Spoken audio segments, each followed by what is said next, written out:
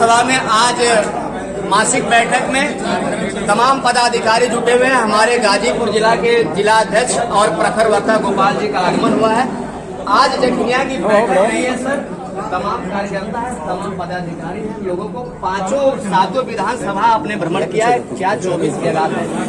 देखिए 24 में तो ये सरकार जा रही है, जो एनडीए की सरकार है मोदी जी के नेतृत्व में, अपने कुकर्मों से जा रही है। इन्होंने लोकतंत्र और संविधान को कमजोर करने का काम किया और आम जन के सरोकारों पर खरा नहीं उतरे। आम जनता की जो बुनियादी समस्याएं रही, इसमें सरकार फेल रही है। हत्या, लूट, बलात्कार, रेवन्ना कर्नाटक में 3000 उसके वीडियो संदिग्ध सेक्सुअल हरासमेंट के और बहुत ही ऐसे विभत्स वीडियो सामने आए हैं कि पूरा देश सन्न है। प्रधानमंत्री जी बगल में पीठ ठोक कर जो है कि फोटो खिंचवाए हैं।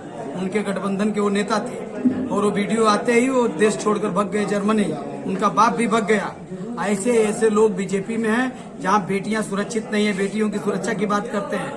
सबका साथ सबका विकास, किसी का विकास नहीं हुआ, सबका विनाश कर दिए। कोरोना कोविड शील्ड लगवाकर पूरे दुनिया के अंदर देश का जो है कि सर नीचे झुकने का काम किया। 80 करोड़ लोगों को ये सरकार ने बर्बाद किया है। सबका मनोबल कमजोर हुआ है। लोग सोच रहे हैं कि कोविड शील्ड हम भी लगवा लिए हैं। हर आदमी का वो कह रहे हैं कि हमारी स्टेमिना कमजोर हो गई, ब्रेन हेमरेज है, हार्ट अटैक है, खून के थक के जमना है, कमजोरी है, सुस्तपना है, चिड़चिड़ापना है। लोगों के बीच में कोविड शील्ड लगाने के बाद ये समस्याएं पैदा हुई और इन्हीं की उस कंपनी के मालिक ने उसने 500 करोड़ इनको जो है कि इलेक्टोरल बॉन्ड से चंदा भी दे दिया। माननीय मोदी जी का फोटो लगा था, जो कार्ड निकलता था। अब इस समय ज्यों उसने गवाही दे दिया कि इसमें ये खतरा है, उनका फोटो भी हट गया।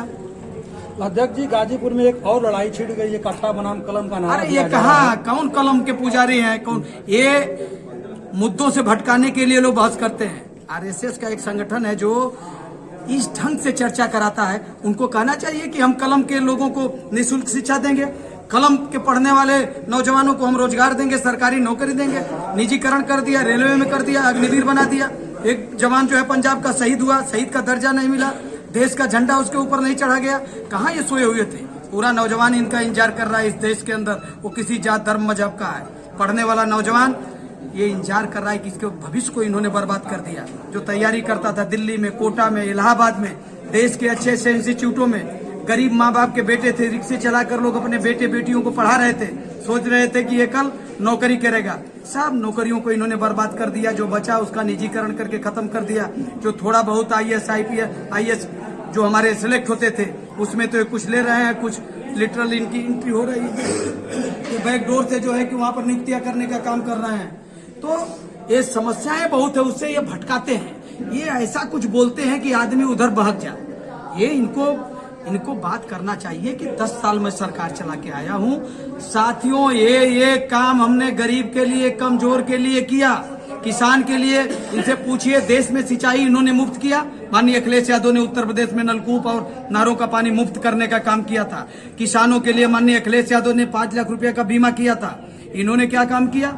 ये कहते हैं कि हम 500 रुपया देंगे। इंडिया गठबंधन का राय कि बनाओ सरकार, हम 5000 रुपया महीना किसान को पेंशन देने का काम करेंगे। इन एजेंडों के साथ हम लड़ रहे हैं। ये कहे ना कि हम 500 की जगह जो है कि हम भी 5000 देंगे।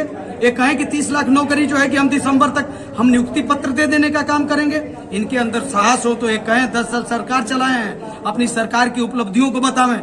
ये दूसरे पर आरोप प्रत्यारोप न लगावें, कुछ नहीं कर पाए। ये बतावें अपना काम, कोई अच्छा काम आम आदमी के जीवन के सरोकारों से। एक ग्रामीण इलाके में लोग जो जीवन यापन करते हैं, उनके बच्चों के लिए, उनकी बेटियों के लिए कोई 5 काम बड़ा बता दे।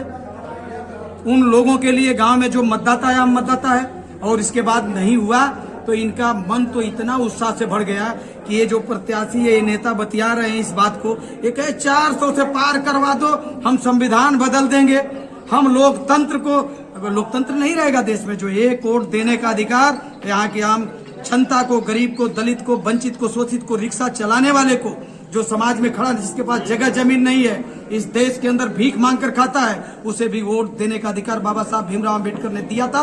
इस लोकतंत्र में उसे जिंदा रखने के लिए, उसे मजबूत करने के लिए दल, पार्टी, जात, धर्म, मजहब से ऊपर हटकर इस देश की पूरी आवाम सड़क पर आकर इस बार इंडिया गठबंधन को वोट दे रही। इनका पता नहीं चलेगा, ये विदेश भागेंगे, रेवन्ना जैसे भग गए, पता नहीं चलेगा।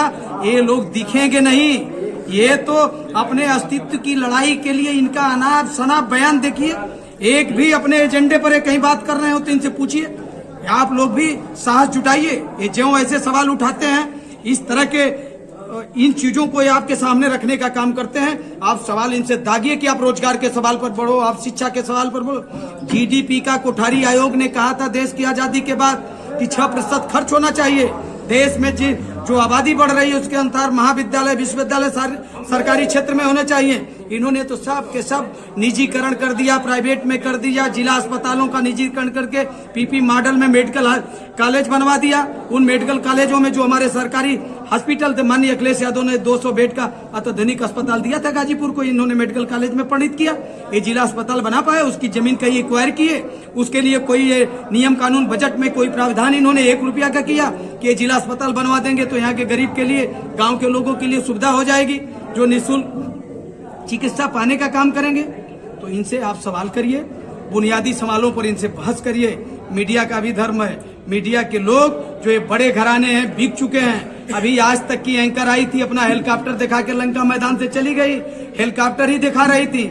समाजवादी पार्टी के लोगों को नहीं बुलाई। जब हमने 1-2 साथियों को भेजा तो सारे पत्रकारों ने कहा कि नहीं, समाजवादी पार्टी के लोग न आवे। यहाँ आम जनता को बुलाया गया, कोई आम जनता नहीं गई। रोका जा रहा था लोगों को कि एक भी समाजवादी आएगा तो आंख मिलाकर इनसे सवाल दागने का काम करेगा। हम लोग इनसे पूछना चाहते हैं, आप बताओ ना, लॉ एंड ऑर्डर के सवाल पर, लूट खसोट के सवाल पर, भ्रष्टाचार के सवाल पर कहीं भी आप खड़ा हो गए हो? बेटियों के सम्मान पर आप कोई आंकड़ा जारी करो। हत्या, लूट, बलात्कार के सवाल पर इस देश के अंदर, इस सरकार में सब कुछ जो है कि ध्वस्त हो चुका है। कहीं कानून व्यवस्था नाम की चीज नहीं रह गई। आम जनता इनसे त्रस्त है। महंगाई से गैस का सिलेंडर कम कर दें। स्मृति ईरानी जी अमेठी में बहुत बुरी तरह से हारने जा रही हैं। वो कहती थी 400 का 250 में दे दूंगा, अब बता दें कितना में बिक रहा है। ये महंगाई भी ये बढ़ाए, वहां तक की महंगाई नहीं, ये सब्जी दाल से लेकर खाने वाली जो सामग्री है। माननीय अखिलेश यादव जी ने कहा है कि हमारी सरकार इंडिया गठबंधन की सरकार बनवाओ, आटा और डाटा फ्री देंगे। हम गेहूं नहीं, आटा देंगे एकदम ब्रांडेड, और 500 रुपया कार्ड धारक को डाटा भी हम देने का काम हर महीने में करेंगे। इनसे पूछिए, सरकार चल रही है, आप बोल तो दो। जियो फ्री का था, उसको सबसे महंगा इस देश में कर दिए।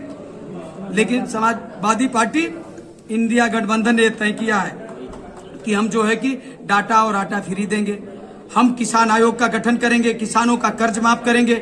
हम पूरे देश में सिंचाई निःशुल्क देने का काम करेंगे। 30 लाख नौजवानों को हम दिसंबर तक नौकरी देने का काम करेंगे, जो सरकारी नौकरियां हैं। हम जाति जनगणना कराएंगे, बेटियों को निःशुल्क शिक्षा देने का काम करेंगे। निःशुल्क शिक्षा के लिए हम पूरे देश में माहौल बनाकर छात्र नौजवानों को भी हम निःशुल्क शिक्षा देने का काम करेंगे। साहस हो तो बीजेपी बोल दे, वो तो बस यही बतियाएगी, जात धर्म मजहब ये हो गया वो हो गया, उस जात का आया, ये देश खुश हो जाएगा वो देश खुश हो जाएगा। चुनाव हो रहा है इंडिया में, तो आप इनसे भी सवाल करिए। हमारे तो मुद्दे खुले हैं, हम तो आम जनता के लिए, आम जनता के सरोकारों के लिए, और चौथा स्तंभ जो मीडिया है इसको भी जीवंत रखने के लिए लड़ाई लड़ रहे हैं। कल सिन्हा साहब का आगमन था और उन्होंने कहा कि ये संवैधानिक पद पर बैठे हुए हैं, उन्हें ऐसे घूमकर अपने पद की मर्यादा, उस गरिमा को कमजोर नहीं करना चाहिए। एलजी हैं, उन्हें उस पद की गरिमा, इस देश में संविधान में जो पद और प्रतिष्ठा मिली है उसकी गरिमा को बचा के रखना चाहिए।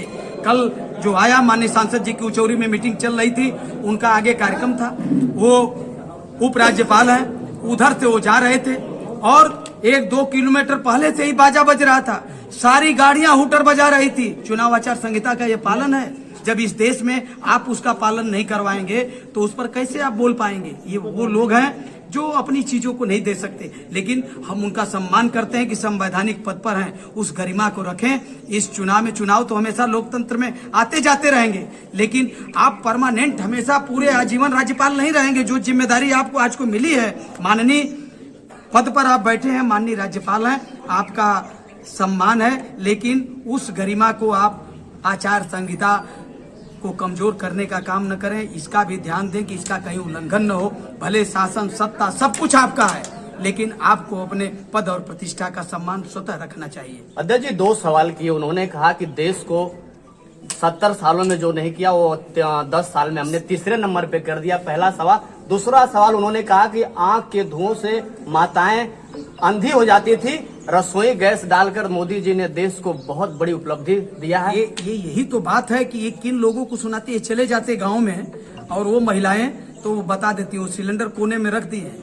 वो जो 400 का सिलेंडर उस समय मिल रहा था, सब्सिडी भी उस पर मिलती थी, खाते में पैसा भी आता था। वो पैसा देने के बाद उसको इन्होंने 1200 कर दिया। इस समय चुनाव में कुछ कम किए हैं, 1900 कुछ किए हैं। और इन सवालों इसको जब वो कुछ कम किए हैं तब भी आज 900 1000 को सिलेंडर मिल रहा है। और ये सिलेंडर के बारे में बताओ कि उसका प्रयोग वो माताएं बहनें जिनके आंखों में धुआं लग रहा था वो कैसे कर रही, फिर उनके आंखों में धुआं लग रहा है, इनका इंतजार कर रही हैं वोट की बटन दबाकर, इंडिया गठबंधन की सरकार बनाकर। और देश कहाँ चला गया रसातल में। कोविड शील्ड पर आपने टीका लगवा दिया। बता देना कि देश के सामने जो माननीय अमित शाह जी बोलते थे कि बोलो देश के लोगों, कोरोना का इंजेक्शन फ्री में टीका हमने लगवाया कि नहीं, तो लोग चिल्लाते थे कि लगवाया। आज वो बोले कि जो टीका मैं लगवाया था उससे हार्ट अटैक हो रहा है कि नहीं, ब्रेन हेमरेज हो रहा है कि नहीं, खून के थक्के जम रहे हैं कि नहीं, ये पूछें देश के लोगों से, तब इन लोगों का इलाज लोग करेंगे, इनको बताने का काम करेंगे। ये सवाल करें इनसे। एक सवाल और, नंद वंश का नाश करने वाला, अरे ये हल्की चीजें बतिया, इन लोगों को नहीं बतियाना चाहिए।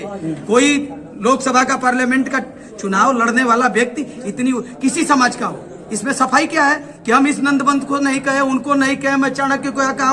हमारे ज्ञान का मतलब हम तो जितने सरल हो, हम सरस हो, आम जनता के लिए उपलब्ध हो, आम जनता के सरोकारों के सवालों पर हम बहस करें, तब तो हमारी जो है कि उपलब्धता, हमारी शिष्टता, हमारे शिष्टाचार का परिचय होगा। विरोधी भी होगा तो हम उसको कहेंगे कि माननीय आप लड़ रहे हैं, आप आएंगे, जो संवैधानिक अधिकार है उसको लेकर आएंगे, जनता के बीच में काम करेंगे। हम तो ये भी सुने थे कि चाणक्य ने कहा था कि ये सरकार को टैक्स इतना लगाना चाहिए कि जैसे ये जो मधुमक्खी फूलों का रस चूस लेती है और उससे शहद तैयार करती है, जिस शहद से आम आदमी के जीवन की रक्षा होती है, उसे वो फायदा पहुंचाता है और फूलों को भी नुकसान नहीं होता, फूल उसी तरह खड़े होते हैं। तो सरकार का भी दायित्व है कि उसी तरह का टैक्स लगावे, उसी तरह का टैक्स लगावे कि आम जनता पर भार न जाए, आम जनता के सरोकारों का हम उनका भला करने का काम करें। यही इनका टैक्स है। कॉपी 40 रुपया की 80 रुपया की हो गई, 200 की किताब 400 की हो गई, कफन पर जीएसटी 18%, नमक पर जीएसटी, कॉपी पर किताब पर जीएसटी, हीरा पर जीएसटी 3%। हीरा तो बड़े लोग खरीदते हैं, गरीब का बेटा कॉपी किताब खरीदता है। तब इन चीजों को, इनको इन सवालों को उठाना चाहिए। और ये लोग फेल हो चुके हैं, इनके बाद कहने के लिए कुछ नहीं। कुछ लोभी लालची लोगों को, ऐसे लोगों को वो इकट्ठा करके सुनाना चाहते हैं, वो डर के मारे, कुछ भय के मारे, उनके पास आम जनता उनकी बात को सुनना नहीं चाहती, ये पसंद नहीं कर रही उन लोगों की इस भाषा को। आप किसी वंश का नाश की बात कैसे कर सकते हैं? नहीं करना चाहिए, किसी को नहीं करना चाहिए।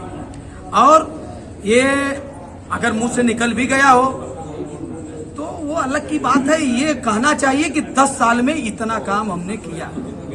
अध्यक्ष जी, आखिरी सवाल है, मुख्तार जी के जाने से जिस तरह से गाजीपुर में क्षति हुई, पूर्वांचल की राजनीति क्या रहेगी और आपके सानिध्य में जो चुनाव लड़ा? देखिए, हम इस पर एकदम ये आपसे कहना चाहते हैं कि थानों की कस्टडी में, जेल की कस्टडी में अगर कोई भी बंद हो, ये ऐसी मौतें उत्तर प्रदेश और इस देश के अंदर बहुत हुई है, इसकी जांच होनी चाहिए, सरकार के ऊपर कार्रवाई होनी चाहिए। आप उसके जिम्मेदार हैं कि आप अपने सरकार के धर्म का निर्वहन नहीं कर पाए, अपने आपको जो दायित्व, जो आपको अधिकार मिला था, उनका आपने प्रयोग नहीं किया, संविधान की रक्षा आप नहीं कर पाए। आपको ऐसा कृत्य नहीं करना चाहिए जिस बात को उस परिवार ने और उन्होंने खुद उठाने का काम किया था कि मुझे जहर दिया गया है, आपने इलाज नहीं कराया, तड़पा तड़पा कर मार डाला, और इसके बाद भी इस बात को आप उस पर चर्चा की बात करना चाहते हैं। आम जनता, गरीब, गांव का किसान, सारे लोग मरमाहत हैं। ऐसी चीजें अगर होने लगेंगी तो ये देश कहाँ जाएगा? किसके यहाँ हम थाने में जाएंगे, पकड़ कर जाएंगे, हत्या वहां हो जाए, जेल के अंदर हत्या हो जाए, तो लोगों का विश्वास देश की कानून व्यवस्था और सरकारों से उठेगा। इसमें लोकतंत्र और संविधान दोनों कमजोर हुआ है, सरकारें कमजोर हुई है, इनके पास कोई जवाब नहीं है, उस पर ये कुछ बोल नहीं पा रहे हैं। आम जनता 1 तारीख को वोट देकर इनके कुकृत्यों का पर्दाफाश करेगी और इन्हें सत्ता से हटाने का काम करेगी, और 3 लाख से अधिक वोटों से माननीय अफजाल अंसारी गाजीपुर से लोकसभा का चुनाव जीतकर जाने का काम करेंगे।